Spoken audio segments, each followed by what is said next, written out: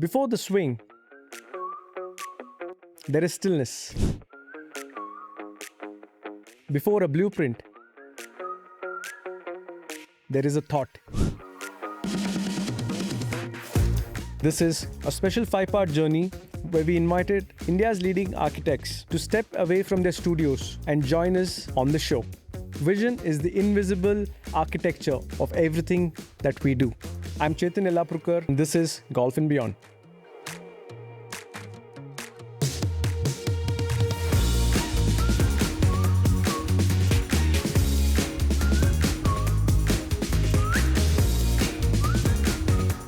Each site is unique. I mean, when you see a site, first thing is to respond to the surroundings. What's around, what's inside. I mean, how much we can, keep that and, turn the space around. That's the main thing what you look at it when you, see a site. And also, natural elements like wind direction, how the sun moves, what's the direction of the site. So those are a few things which we look at before we even start drawing on paper. A lot of things comes into the mind, like as we approach the site. It's like you're interacting with the nature, the client needs, the requirements, how those things can be harmonized and bring it into some kind of a symphony. So you see the start point and you also envision the end point. So many things happens in the very first thing what we see that's the most exciting time. We go to the site with the client's requirement basically. First thing what we generally do is with the requirement we tend to come out with a basic idea as to how we can practically work on the client's requirement and make it a concrete product. So that will be my first approach.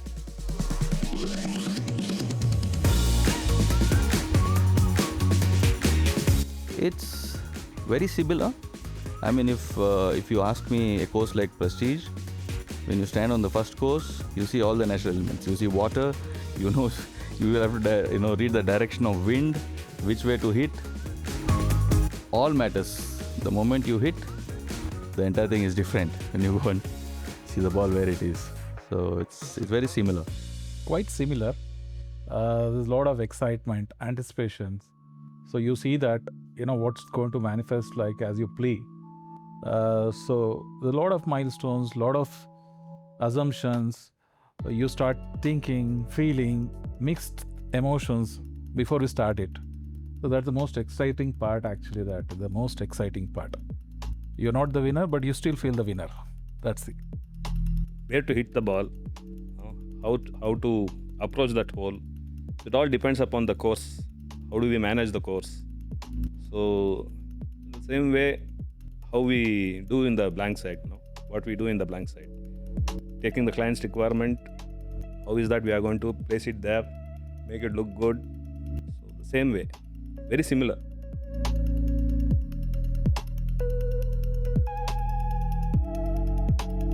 See, both has to be, your process, your basics should be very strong. Architecture and golf. And I think it's all to do with your, preparation, to game or, your work. So I feel there is very, very similar, thought process for both. You'll have to plan. Of course, golf is a game of about 4-5 hours, but the project would take about 2 years. So each aspect of architecture is very similar to what you plan for golf. Yeah, quite similar. Lot of visualization happens actually. So that's all throughout that. You're just targeting that and aiming that, working on the strategies, moving it forward. The end result is always seen actually that. So it's quite similar. You can draw many parallels while playing and the architecture. Very much. I do believe in that. So for me, both are one and the same. Because even in the project, we never let anything come in our way. We'll make sure that our design happens the way we have visualized. So similarly in golf, I'll never let anything, even a bad shot, I'll never let hamper my next shot. So it has helped in practice also.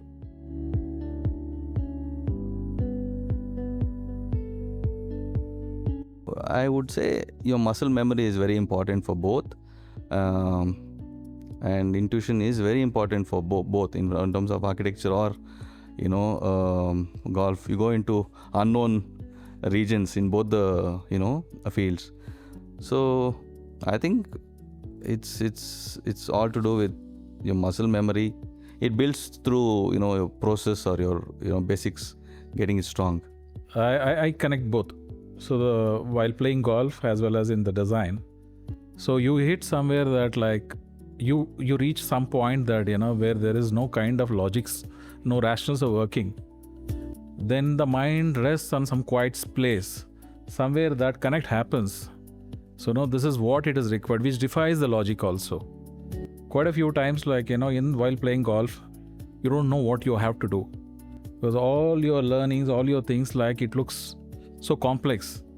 You'll have to stay quiet, calm yourself, and play with your gut. Similarly, it happens in the design also. Many complex things that which you can't arrive at it. It's an intuition, like which drives and concludes. So both have got a big role in me. Yeah, in architecture, definitely we are very intuitive that ways. But in golf, at least I am not that much. So I believe in my skills and my strengths. But in design, yes, we have to be very intuitive.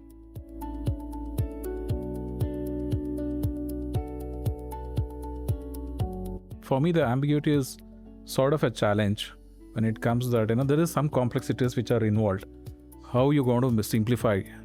So that's where, like when those things are not working, a lot of things like the intuition comes into the picture. Stick to your basics, fundamentals. Start from there and address it. Like the ambiguity, obviously, is going to create chaos. While playing the golf, also that you reach a situation sometimes you don't know that what you have to do it. Then the easiest way is like stick to that, the basics, the fundamentals, without thinking much. Work with your intuition. That's in architecture also it happens that. So when there is an ambiguity, so go to the basics. Yeah, both are same. Even in practice, we don't know how the project is going to take the course, and similarly in the round of golf.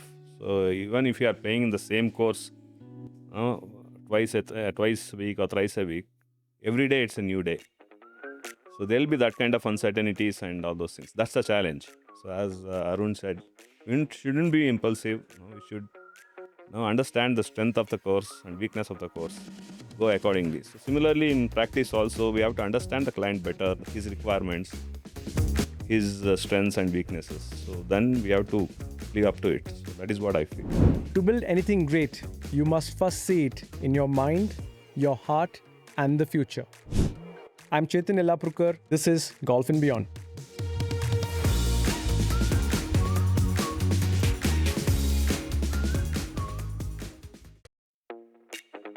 Every hole is a problem to be solved. Every building, a puzzle with real-world stakes. This is a special 5-part journey where we invited India's leading architects to step away from their studios and join us on the show.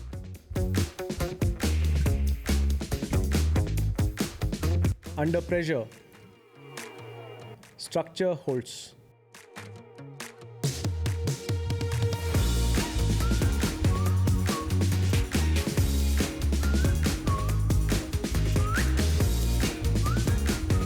A lot of our projects are pretty big, and we have got a lot of responsibility in terms of the impact that our project is going to make on the urban infrastructure. And since they are high density project, understanding the requirement of people, which is more generic, which is not very specific, is always a very tough task. Over the years, with the experience and parallel understanding of the society, we normally try to design something which is suitable for in the urban context as well as for the people who are going to use it. So that creates a lot of pressure, but it is, I think, over the year experience that has taught us how to handle that kind of a pressure. So when you have a high-stake project, maybe where you're pitching for, or you're working on a high-stake project, I think it's best what is to be done is breaking it down, compartmentalizing the whole project. It can be overwhelming at first if it's a large project and you don't know where to start, can be daunting, the whole task. So I think when you break it down, start with concept and then, go into project development, then detailing, take it as it comes and, have a good team to support you. I think having a good team really helps take off some of the pressure. And I would say look forward, keep challenges in mind which are going to be coming, which you foresee the challenges earlier. So I think if you know what's coming, then you're prepared for it, even though you may not be at that moment. But I think being prepared really helps, that it's not going to be an easy task. And I think another thing would be having confidence in yourself to go with the project. I think that's a big part of it. There are going to be challenges. You are going to be doing mistakes. But I think that if you see the overall picture, you visualize that it's going to be good, I think it's going to be good. Honestly, pressure is part of the game. I have realized over time that being quiet and silent doesn't mean you're not doing anything. It means that you're focusing, and it helps me to break down things into small portions, stay calm, peaceful, and trust the process. Whether it's pressure or a game of golf, I think building that patience helps you. We simply dwell into what have we done right or what have we not done right. And if things are going smooth, I think we are on the right track. If things aren't, immediately we run into a closed room and figure out what exactly is not working well. So yeah, by now, out of this kind of experience what we have, we should be able to handle pressure situations comfortably. Yes, there are challenges. Well-balanced team, focused, sit together, bring your ideas together. I think we can fulfill the challenges without any. You need a good team. That's it. We can take any challenges and pressures.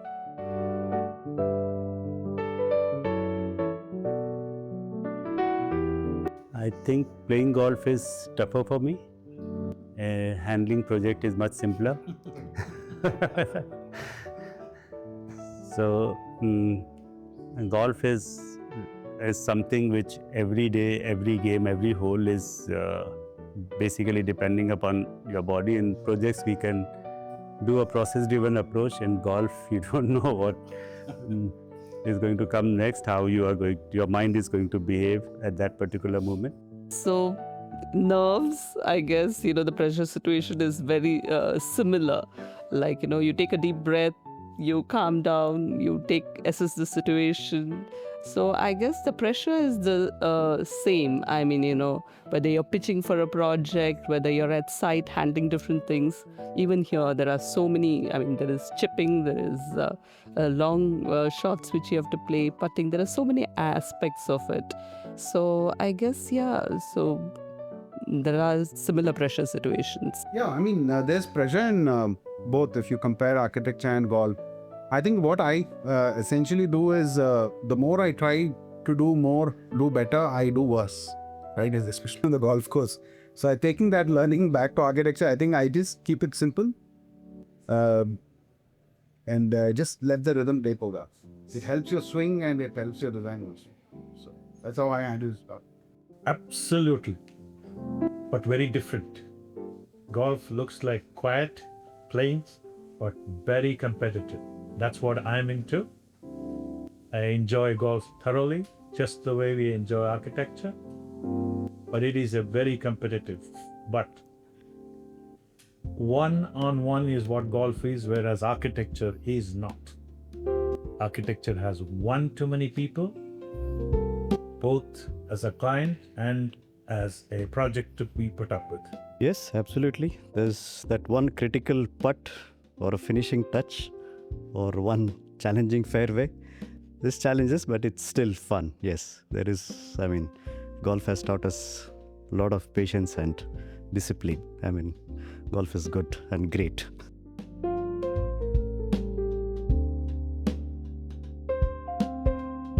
In architecture, I'm an instinctive architect, but still I have learned to be more process driven. And the singular process we try to follow in golf also, and it helps a lot whenever we plan it properly. I think having a certain kind of routine really helps. Like in golf, you are taught, or rather, you see people doing a pre-shot routine, and following the basics. So similarly, I think in terms of work also, you chalk out your day for the whole day, and you clear your thoughts, and you say, this is what I'm going to get done. So I think just going by the basics, like, whether it is in golf, it is your grip, your swing mechanics. If you have that in place, then everything else kind of, takes over. Then I think, handling a pressure maybe on the field, visualizing the shot.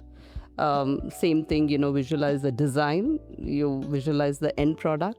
I think it really helps. So this is what it's going to, you're aiming for. Having a clear goal kind of really helps. And I think, deep breathing helps you stay focused and clears your thoughts. I think a little bit of routine helps for me. Wake up early, do a little bit of breathing, ease out, give a me moment and think about the next meeting, the day ahead. Similarly with golf, every shot you take, I think you need that little bit of de-stressing, this zone out, be within yourself. I think these practices in small ways, like a mini meditation before you do a shot or, get into a stressful situation, helps. That's what I follow. Deadlines are challenging. Once the design is done, it's definitely challenging. Need to be focused, before submissions. That is the architecture part. And golf has taught us a lot of patience, precision, and values. So there is some similarities between both. But still, golf is fun more than architecture. Yes, intuition is a very, very strong aspect in both architecture and golf. Starting from the sight reading to your shot making. And your experience makes a lot of difference in terms of what shots you take, what clubs you use, in a very similar manner as to how you read the site, how you read your client. I find a lot of similarity in there. But beyond that, very different from my perspective.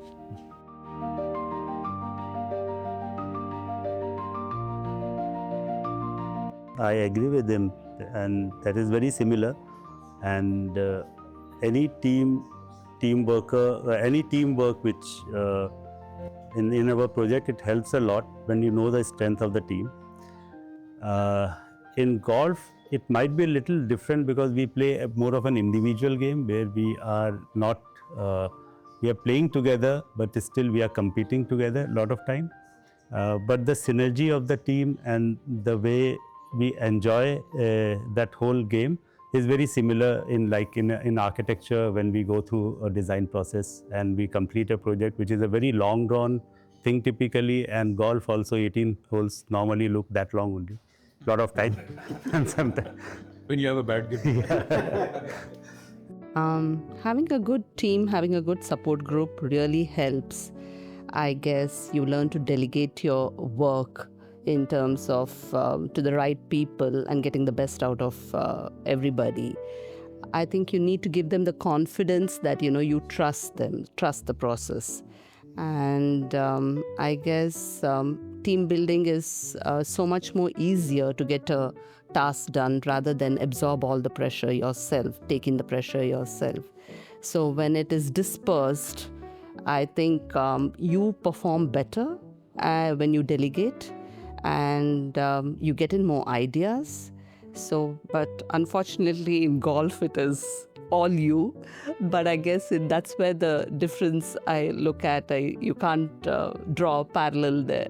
So here you are all alone. Maybe you do have a friend or a co-golfer saying that, come on, you can do it. But at the end of it, it's you who's on the golf ball. Yeah. I think team structure is pretty important. It's like a four-ball in golf. If you know the strengths and weaknesses of a person, then you go well prepared and you're not micromanaging, guessing. I think there is a smooth synchronization because you know your strengths and weaknesses, and it helps you deliver better. Similarly with golf, it's a real peace of mind when you're working.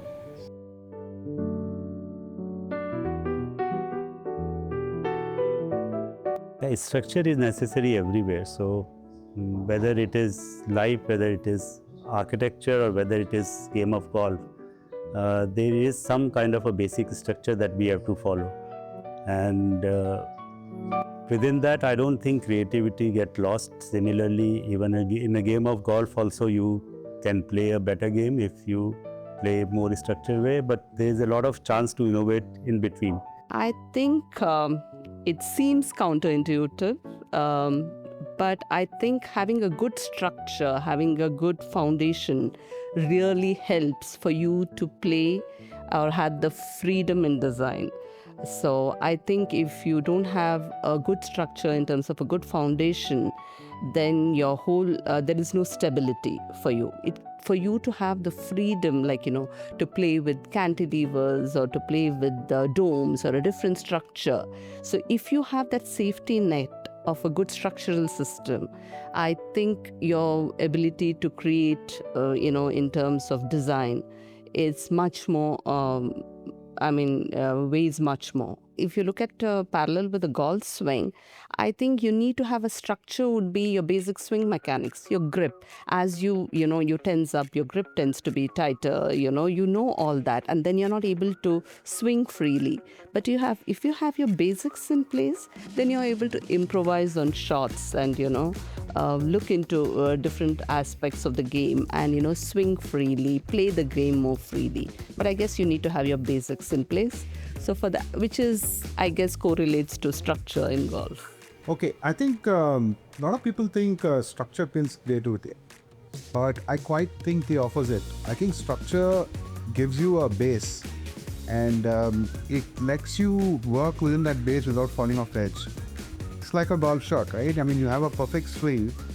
It's because of structure, and then you improvise, you innovate, you can be you're doing a lot of different things, but then with the base, the structure gives you that flexibility to be within certain parameters, boundaries, and then to take off. See, it's more productive and go to it. What you build under pressure often reveals what you're made of.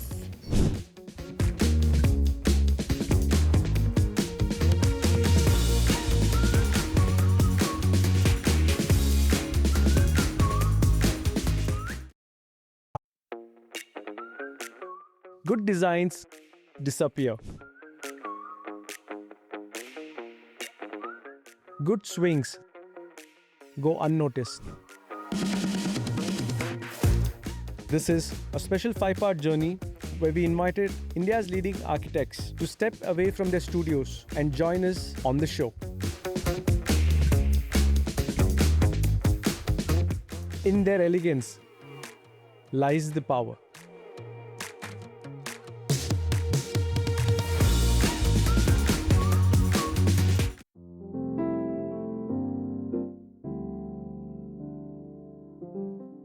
I'll start with golf because golf is what has brought us together here right now.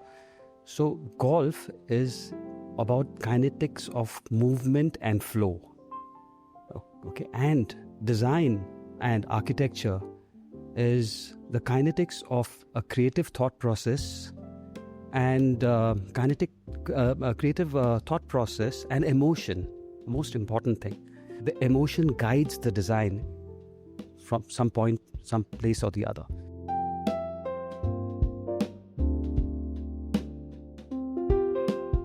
those are fleeting moments, and those are the best moments that come when you're completely one with the environment. Because when you play golf, you're completely aware of your environment, everything around you, the trees, the water, the grass, the stones, the rock, everything. And then you have a target, and there's some point where everything converges together, and then there's a point of thoughtlessness. Almost like when you're doing when you're creating when you have a pencil in your hand and you're just sketching out something, there's a moment of thoughtlessness, and then you get that eureka moment. And those are those eureka moments that also happen with a swing, and the ball goes flying, and I just hope that it happens again and again. it's so big. It's difficult, yeah, but you keep hoping.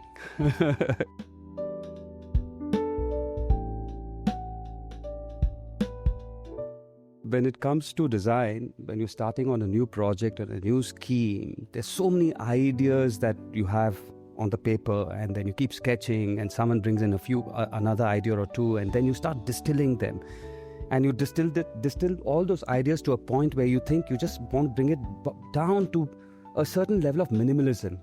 And that, I think, simplicity goes along with restraint.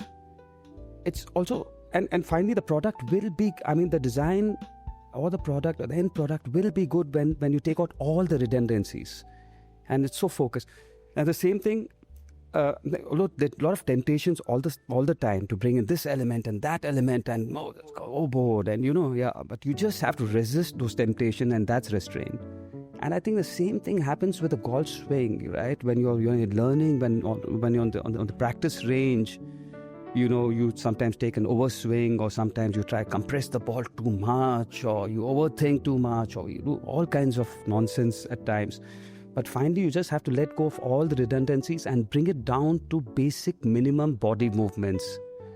So, yeah, whether it's the backswing or the follow-through, it just has to follow that clean, semicircular, simplified, body movement. Yeah, so that's what we try to achieve as much as possible.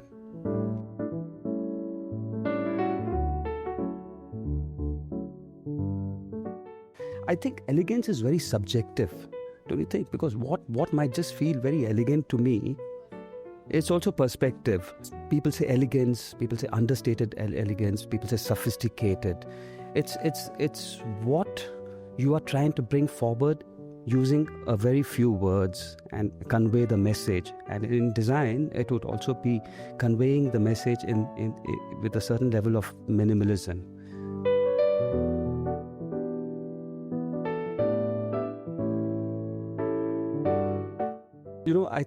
I think we covered this earlier when I was talking about simplicity. Restraint and simplicity go hand in hand. When it comes to my work, the designs that we have done, it's right from a good concept to finishing the project at site. There's always temptations on the way. It could be anything, you have the basic drawings, the concept, the basic drawings, you've developed it, and then you get a certain idea and you can tend to go overboard with it. You might want to bring in new forms and new shapes into your design. But you just have to, even colors, textures, there's so much out there that you get influenced by. But then you say, hey, look, I need to go back to my fundamentals. Why did I start that? What was my vision? And I stick to that as much as possible.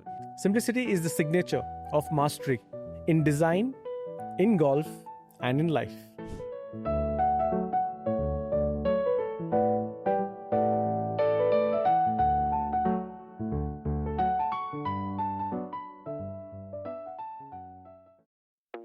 It's not just what we build, it's who we build it for. Designing with empathy is like playing golf with intention.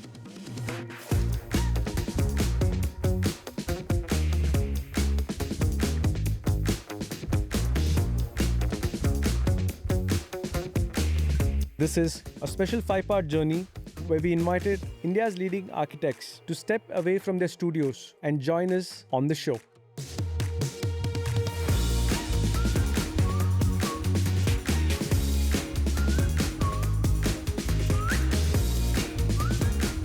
rightly speaking, we have to literally fit into their shoes to understand exactly what is there in their mind, Nowadays, what is happening is, they're coming up with most of the solution, like going to a doctor and telling them what to do and how to treat the patient. So the same thing is happening in most of the fields nowadays. So they're coming and they're trying to educate us. So we have to literally understand what is their requirement, literally fitting into their shoes, and then we have to design according to that. That is the biggest challenge what most of the professional architects are facing right now. Most of the clients come up with their own designs in their head before they reach us. So I think they already have a picture of what they need to do and what they want to do. So mostly I think we need to give a clear-cut ear to what they want and what their requirement is, and so how we are going to turn that into a building or a design which is satisfying for both of us. Yeah, our profession is changing a lot. So off late we come with clients with a lot of Instagram photographs, a lot of pictures downloaded from website, Pinterest and all those things. So it's very challenging for us to listen to them upfront, and probably it would have been like we should be the one who will be educating them about the architecture, but nowadays the client come up with so many data or inputs, so it's very hard for us to get connected. But as time goes, we start educating them, we start getting them into the mode where we need to translate their dream or their ideas into the design and get it built.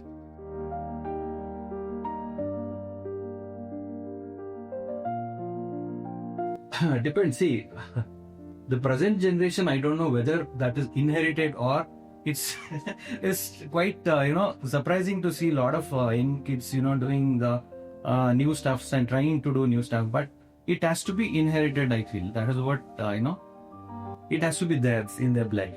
I think it is inherited to a designer. So mostly because without empathy, I don't think we would have come so far or so many years in the same field. So it's not easy to just not have empathy and to practice for such a long time. It has to be inherited to a designer. Otherwise, without empathy, it's very hard to sustain in our industry. So it has to be inherited to a designer.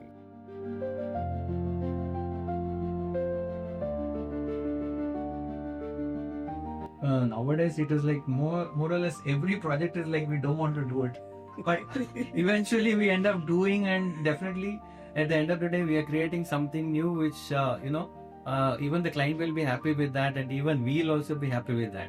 So it's every day's challenge. It's not for the first time I'm facing or something like that nowadays. Yeah, I think it always happens. So in anybody's design or anything that we always wouldn't literally take the actual meaning of what the client wants, and we need to actually get it together and design something different, and eventually I think it will come out good as per the function, program, or the thoughts they had in their mind. So we need to do that, because otherwise I don't think we can be stubborn that I want to do something like this and the clients want something else, and it never works out. So we need to grow as we get into the whole design involvement. Yeah, many times. That's what we call as evolution of design. Okay, so many times we don't agree to clients. Many times clients don't agree to us. But as we go, as we tread along, the designs start getting shape, and there will be more concrete story behind it, or the more connection between their life and their everyday activities, their cultural background. So many times we don't agree up front, but at the end of the day we'll be very happy, or we'll be pleased to see the design once it's done.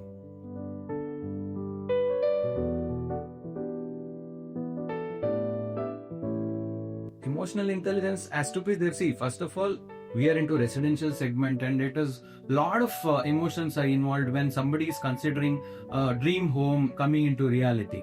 So emotions plays a very important role. Designing each and every space in a residence, may it be a bedroom or a balcony or a smallest or utility space, everything has to be emotionally connected to the client.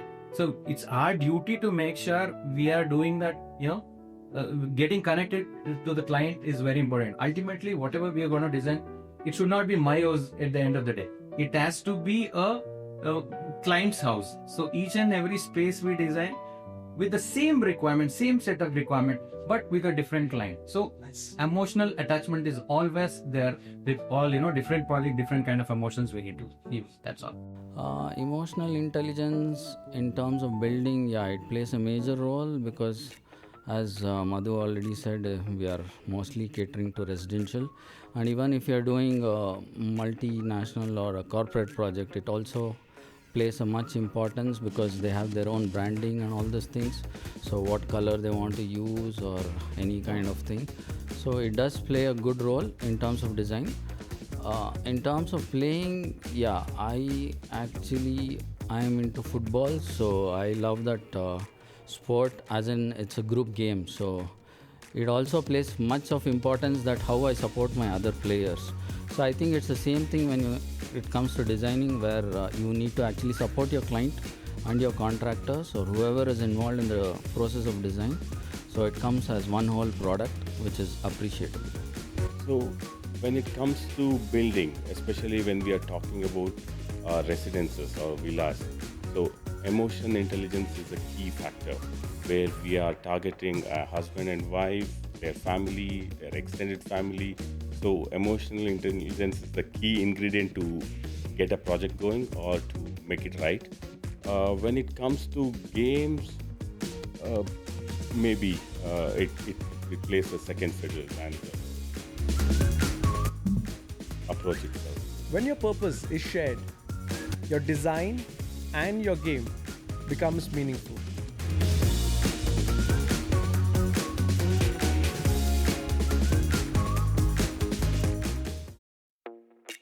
Legacy isn't built in years. It's built in moments.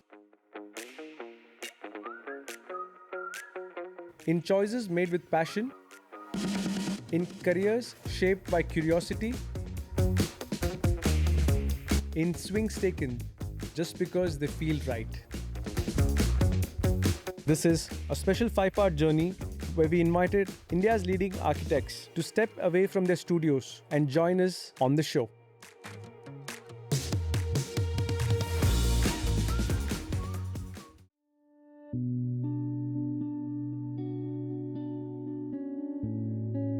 I think it's too much to take for an architect who is in a late 40s. I think it's a start of a journey, if I can say. But legacy is it's a too long a way to go for anybody to comprehend. So who is going to take the legacy of what we are doing? So for me, for any architect, anything is a start is for sustaining yourself.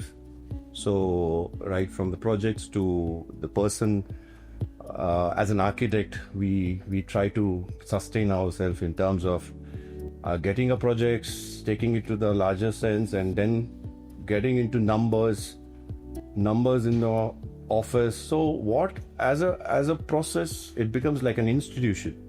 So each firm is like an institution. I believe in that. So it's not that you come out of the college, you're done with it. So there's a lot of learning from right from the principal architects to architect to senior architect to the trainees. So it's a continuous discussion of. So it's, as rightly Shankar said, it's all about, not about 1:1. It's all about numbers. So we will be discussing with clients.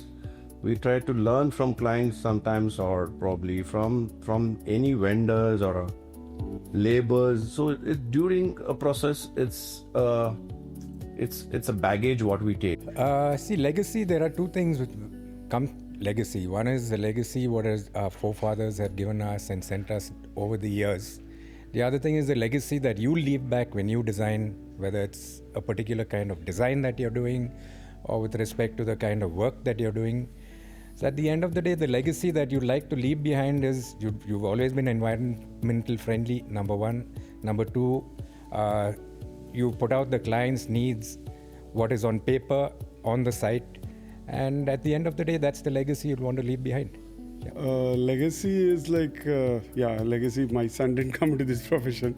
but the creative position is something big and very nice, and to continue as a legacy, and nothing much. See, legacy as such might not mean anything to me as a person, but yes, being an architect, what its legacy is about, what imprint as a space you give it to the society, because a space is going to be dwelled with multiple people. So if a legacy of a work imprints onto this space, and that space makes a difference to the multiple lives, so you should see that, okay, you have done your part being an architect. I think that's on the precise note. I feel I know that's a very, very strong thing. Yes, that's something which I think every architect will look forward to give back to that as a space, what that space does to the on a larger this thing. So that's what we also as an architect will be looking through. So we'll be doing it in the journey. So how the journey takes, that's what we will be seeing. But we be sensible enough and make sure that the times comes when we can make that imprint on a larger aspect.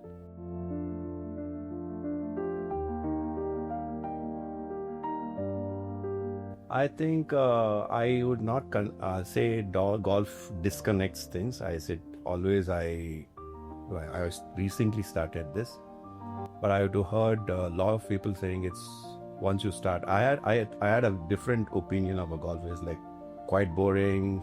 You have to walk around. But when I started playing and when the people told me about the golf, it's like you really enjoying it. It's the best game where you can be alone, and it's a competition is within yourself, to reduce the number of putts or whatever it is. So the challenge is same in terms of being as a golfer or an architect.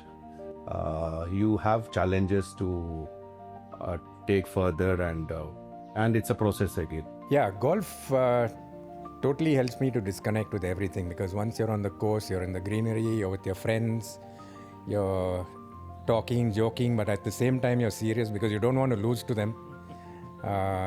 Especially my brother when I play with him. So it's great fun. And the good thing is the game is such that it'll, in 2 shots, will take you right up to the skies, and the next shot will take you 10 feet under also. It's just, that's the game, and that's why we love it. Yeah. Sometimes reflect also, but sometimes connect when I'm doing a good project. Some clients are, we go up and down, so it reflects then, but yeah, it connects most of the time. Then what we can get the best design. I think golf to me as a person is a game where, it gives me a time to introspect and look through. It's like a nice laced out journey with a part of game attached to it. But yeah, at times it takes much more nerves than what an architecture will want to give out.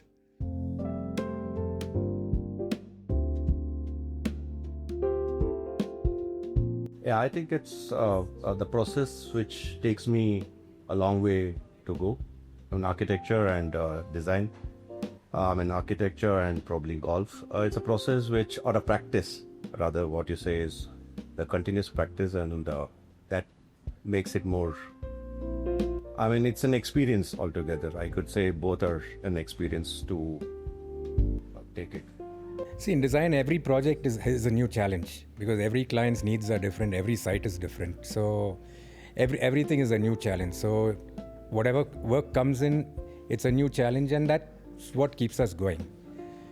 Golf is the same, because every shot is a challenge. You may be a good golfer, but at the end of the day, you still have to hit the ball where it has to go.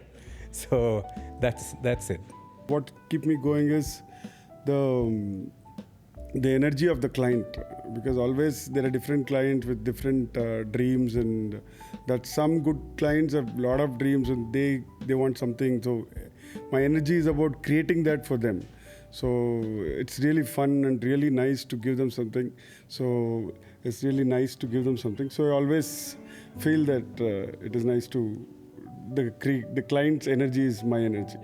To add on with what Sachin is told, so I think me, like both are, it's like a process of an enjoying and having an enjoyment. Design is a process where you enjoy, and sport is always there to be enjoyed. So I think both are in the same line. So take it in the same way.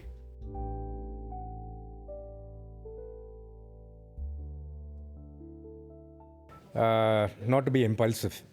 So that is a lot of speed and a lot of concentration. I should be right there. I can't even 1 minute think about something else. So sometimes I use the same thing in my design when I'm especially designing a concept of this one.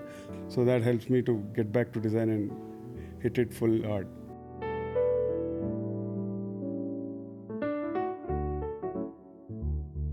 Actually, being futuristic, a pod where I'm sitting in, press a button, golf course opens out, I can play golf.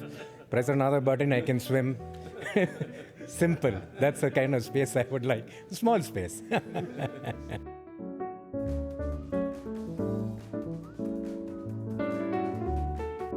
So architecture dwells on three basic principles of life, right? It dwells on the social aspect of it, the emotional aspect of it, and the physical aspect of it. And therefore, I think in a larger picture, architecture influences the quality of life, quality of well-being, emotional well-being, physical well-being of people, and in a larger sense, society as a whole. So I think architects have a big role to play. In fact, I would think that we are burdened with the responsibility of creating socially responsible spaces with care and affinity to nature, and in creating sustainable spaces that sort of encourages well-being for any use types. It can be commercial, it can be social, it can be residential, it can be recreational, whatever. But I think the spaces that we create, the bottom line is influences well-being of people and society as a whole. No, I think architecture as a profession, it's been very, very well accepted in the last couple of decades, according to me, because the point is, as architects, we really strive on creating good, beautiful spaces for clients and, all relevant people. So, and especially when you design something with your heart and soul, the whole point is, it kind of inculcates into the space what you create in terms of either it could be homes for beautiful clients, or it could be community spaces, it could be cities, as a master plan. So I think it really shapes up the way we are brought into this world, and then going forward, the future also depends on how good architecture develops within us.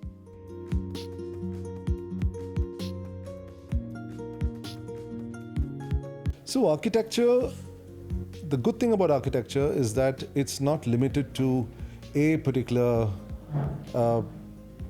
circle of influence, right? We are all encompassing. We have to, because we are largely from a well-being sort of a space, therefore we touch points in recreation, in sport, in education, in medical facilities, and all of it. So therefore, I think to sort of get in and create, like for example, if you're taking sporting as a topic, and I think creating spaces around sporting events or a type of sport that can be inclusive for an individual or a family or a community as a whole, I think solely rests on what the architecture can, sort of answer, I would say. And I think probably as a person, I'm extremely passionate.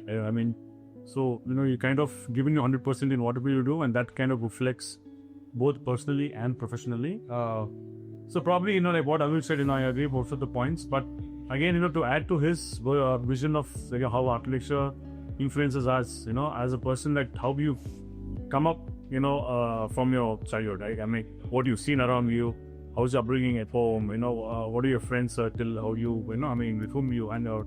So that's something which is really influential in the way how you shape yourself, so that when you shape yourself in probably a a better person. That's how you're able to give the best to others. And that's what I strongly believe that is.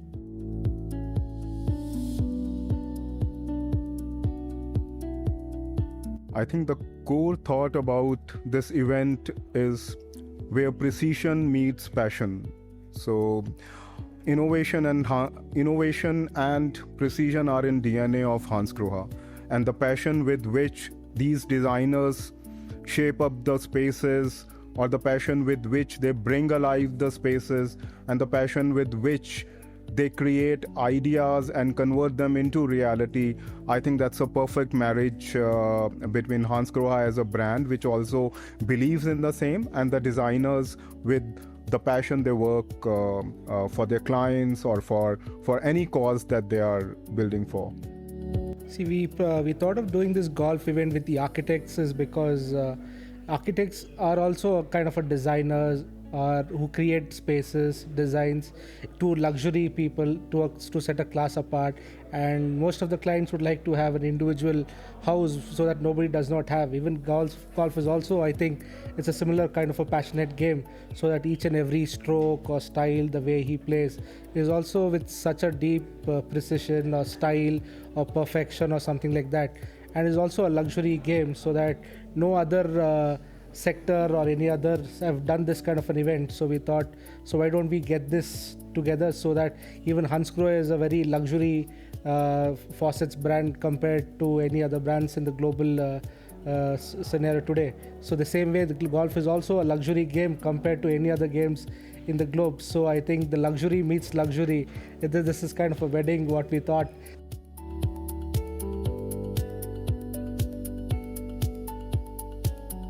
I think designers are the backbone for us as a brand as well. They are the prescribers of the brand.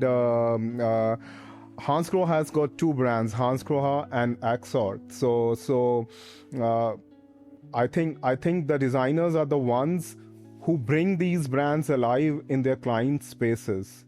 So they are the custodians of the brand, and they are doing fantastic jobs in terms of giving that luxury to the end users.